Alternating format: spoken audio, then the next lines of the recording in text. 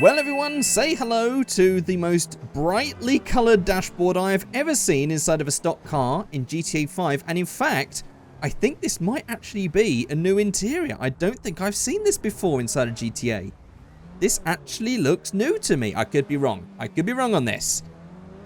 This is, of course, the Inventero. Inventero? Is that how you say it? Invertero Coquette D10. This is, of course, based on some form of Chevrolet Corvette. And, well, the styling is interesting, to say the least. This thing is so angular. There's just so many lines in this. I don't even know where to look first.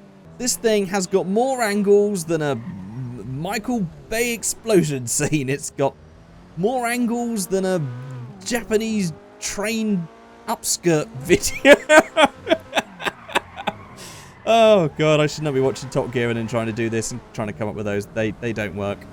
I'm no Jeremy Clarkson. Anyway, today we're going to be checking this car out. I just want to have a quick look. I mean, this has already been out for a month.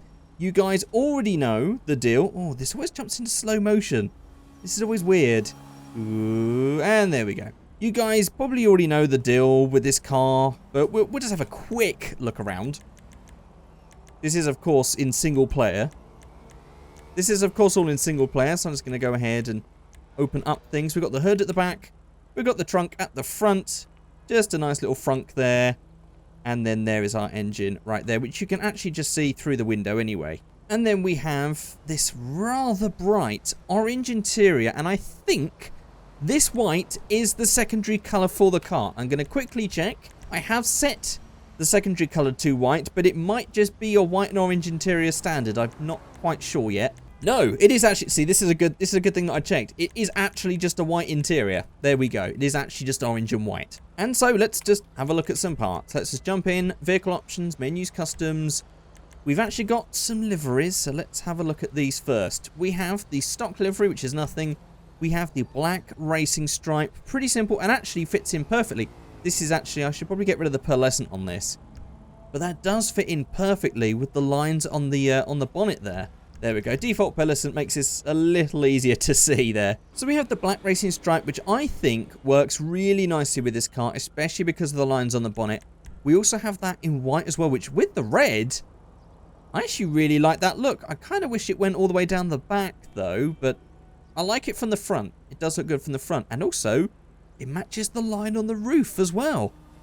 Very cool. Very cool.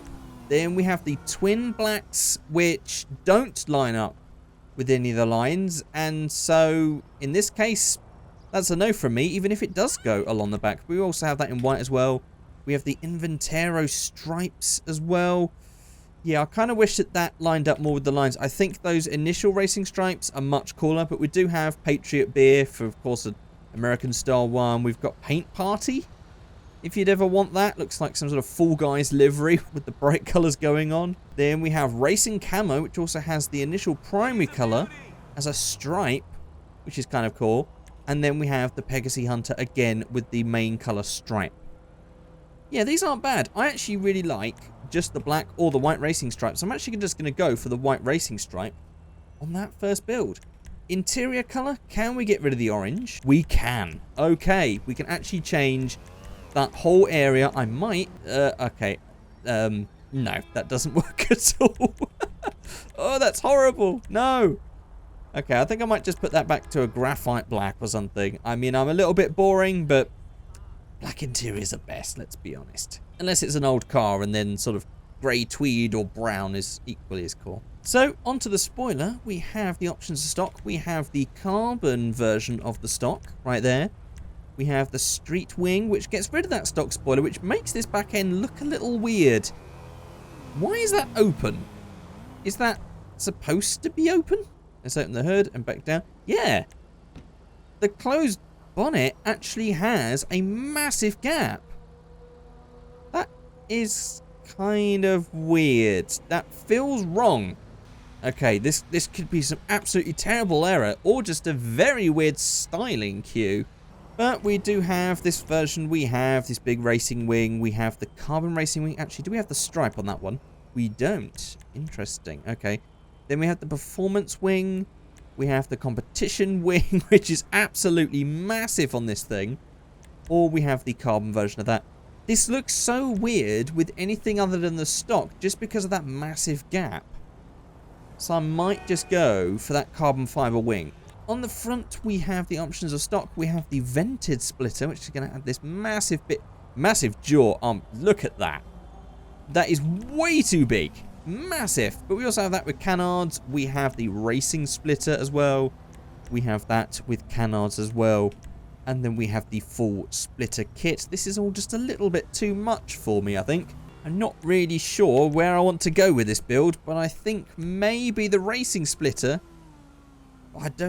It's either racing splitter or just go full and just try to make the most crazy looking thing, which means we'll probably have to change the spoiler. Let's do that. Let's do that. Let's just go all out, even though I'm still not happy with that massive gap. I mean, it must just be me, because that gap there also doesn't make sense, because none of it lines up. Does it lift up and down if you move? This is going to be the whole video, just me wondering about this stupid gap on the back. Hang on, is it just damaged? It was just damaged the whole time! Oh, you've all been shouting at your screens. I know. I'm a Wally. That makes so much more sense. It was just that someone had hit the back. Oh, okay. Right, now this makes a lot more sense.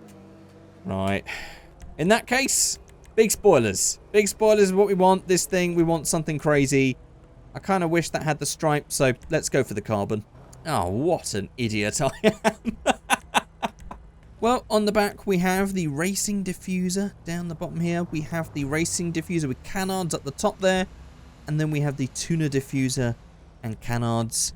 Between those two, I do think that the racing diffuser looks nicer. I like that sort of gap at the bottom there. That looks a little bit too low and weird for me. I like that. Okay, skirts. We don't have many options. We have the winged skirts, which actually do look quite nice on this. Then we have that in white or secondary or carbon. Let's just go for that in carbon. Go for a full carbon look.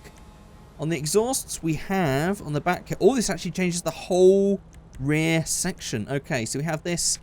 We have that one, which I'm not a fan of. We have that with carbon. We have the racing diffuser there. I'm not actually a fan of these, but we do have that in carbon fiber as well. I actually just think that the stock one looks better. I don't really like the look of any of those. I mean, if I wanted to go for the most tunerable look, I guess that one. But I don't really like any of them. In fact, this one's all right. This one's all right. Nah, I'm going to keep it stock. I was trying to convince myself, but no, I'm going to go for stock on that. Then we have the sun strips. Oh, that does actually include the livery. That's nice to see. We also have that in secondary or carbon. I'm going to go for that in a primary colour. Then that looks good. It also extends that down. That does actually make... yeah, that is actually... it does cut off a lot of the window compared to that. Yeah, do you know what? I might actually just... for Michael's safety... Yeah, let's just keep that stock. On the grill, this is going to be... Oh, it is actually down the bottom here. Oh.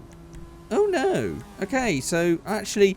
I didn't really see that black before. I didn't realise how solid that was until I saw the carbon fibre. I actually don't like that front end bit. Oh, and we don't get an option to have it more open either. Well, I guess we'll go for carbon just because it matches the rest of the carbon. But I'm not really into that big solid bit there. Then we have some vents. These are going to be where? Ah, they're at the back. There they are, right there, because the engine's in the back, of course. So we have the stock, we have the dual vents, we have the secondary colour, which you don't really see because of the white stripe. We have the carbon version, which apparently you can't see because the livery actually goes over the carbon. Then we have the tuner vent, secondary tuner vent, or the carbon vent. Again, you're not going to see any of these because the livery, I think, we'll just go for the basic dual vents right there. On the roof, we have remove roof. Ah, okay. Okay. Or we have the secondary colour roof or the carbon roof. I mean, I think that I should go for the carbon roof just because of all the carbon, but I think it kind of breaks away the white stripe, so I might actually just keep that stock. Then we can upgrade our engine. We can upgrade our brakes and transmission suspension. I'm not going to stance this first one. I'll stance the second one. just because I was told not to stance it, and so now all my brain thinks is, how does it look stanced? You can't put that idea in my head. So let's just, I mean, for this one, we'll just go for low suspension, because if we go for competition, that is kind of a little low for this. Kind of looks a little not drivable. So I think maybe street suspension is perhaps pushing it. We'll just go for that. On the paints, I actually really like the red, but I think this might also look nice with the blue to go for that sort of Viper look. And actually the blue goes quite nicely with those orange indicators as well. What about some other shades of blue? These do look a little dark, actually. Yeah, I think that blue, that basic blue, looks nice. We could even go for a custom colour and just add a bit more blue. Yeah, let's make that a little bit more blue. There we go. That's better. I'm just feeling the blue and white stripe look. I think it is quite an American look, especially because I think of Dodge Viper with that. And it also goes nicely with the orange indicators as well, which is good. So for the wheels, because these stock wheels are really not to my taste. I've got to say, most of these sort of high-end performance cars, they always have really ugly wheels. But then I always go for the sort of tunery wheels, which again don't really suit this sort of car. Ooh, see, something like this would go quite nicely. I really like the way that looks, actually. Let's go for that. In chrome, exactly like that. And there we go. I definitely don't have an eye for wheels on this sort of car, so maybe you guys would disagree with that wheel choice, but yeah. This ain't bad, but I do kind of want to see what it looks like if I turn this into a sort of like tunery show car stancy looking thing.